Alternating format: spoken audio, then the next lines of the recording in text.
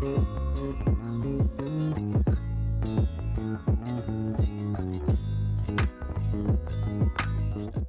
for joining Ben Philly's celebration of Black Music Month. Our next feature is on the talented Eric Worthman II, who's worked with Adele and Philly's own Jill Scott. Without further ado, here's Eric Worthman. I thought about that question a bit, right?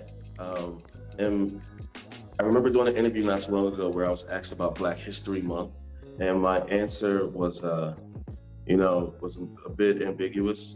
I'm kind of on the fence about things of that nature, but as time has progressed, I find not only Black History Month, but like Black Music Month very important, but I find it important for a specific reason. As long as I find it of most importance if it's within our culture.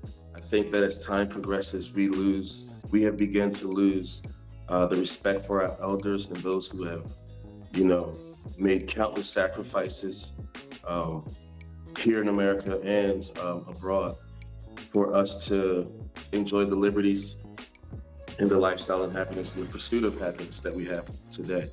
I think that within the culture, I think that's very important that we remember those names, we remember the contributors, remember the people that laid the foundation. I don't think it should be a global mandate for every other culture to appreciate, but I think for certain that within our culture, we should appreciate and honor those people and keep those names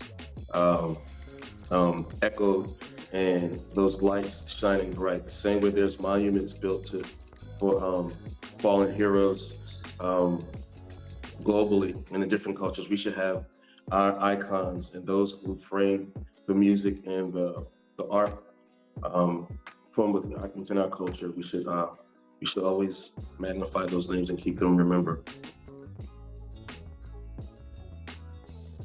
Black music is the cornerstone. I mean, I am Black and I'm proud. I am very Black. Black music for me is the story of my ancestors, my ancestors' friends. Like, it's just a story of what it means to grow up as a black person in this country. Black music encompasses that so much. It tells our stories. It tells them with the conviction and the feeling that is true and native to the language of the persons that experience it. Black music is everything to me. I think that not only is Black music, I think Black music is the world's music. I think that it's something like when you think of music that has incredible feel, and a soul to it, that those terms are coined by, I would say Black music. Our music has such a feel and it invokes such a power because of its origins of, again, as I stated before, you have this music that's trying to move and uplift such a heavy burdened mind and life and experience. And these songs that were born from the most decadent and horrific conditions were songs that get people through the day, through the nightmare of their experience. And that music, the honesty of what's in that music and the truth of what's in that music, the soul and the feel of what's in that music has become the world's music. If it feels good, if you want your music to feel good, someone with some type of Black is in that band. There's a saying, right? It says that music will take the shape of its environment, right?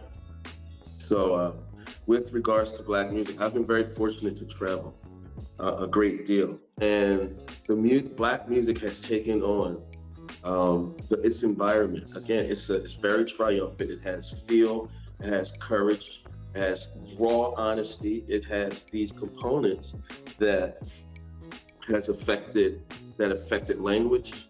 I got a chance to talk to my good friend, Darryl Robinson, an amazing musician and an all-around great human being as well. I told him I was doing this interviews and I talked with him about some of the questions and he gave me some insight. And one of the things he was saying is how it affected the music affects the language, the slang. If you want to hear English spoken in a cool way or the cool derivatives of the language, is what Black say. The fashion. If you want to see how clothes are worn, where it's cool and hip, you want to see how Black people are pretty much wearing it. Yeah, what the music has taken on, it's like what is it? Life imitating art, art imitating life.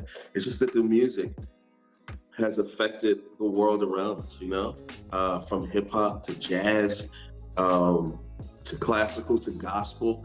It's from R&B. Like if it's got feeling, if it's moving, if it's cool, if it's hip, if it's alive, I believe it has some roots and derivatives from Black music. I watched personally the impact that Philadelphia artists have the impact that Philadelphia artists made on American music, or just global music, while I was alive. And this is, I got a chance to. I played for Jill Scott, the great Jill Scott, for many many years. But I remember being 18 when she first came out with "Who Is Jill Scott."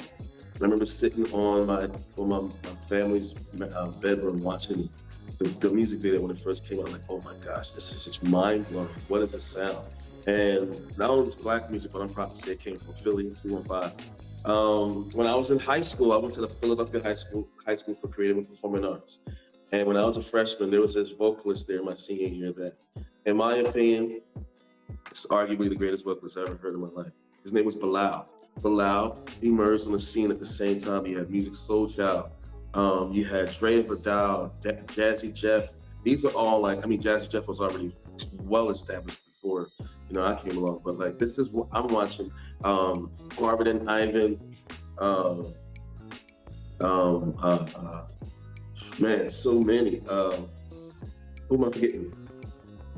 Oh man, but so many incredible artists, man. Eric Roberson, Vivian Green, Cal Riddick, Lawrence Elise. So many incredible artists emerging on the scene that made that just in my lifetime has changed the scope of music, man. That neo soul thing hit the world crazy. And like, I was in Ukraine maybe 2 years ago, and I when people found out that I used to work for and I wrote a few songs with Jill Scott, they were more excited about that in some places because the music had just got there than some of my other accolades, And then we think about the world of jazz: John Coltrane, McCoy Tyner, Billy Joe Jones.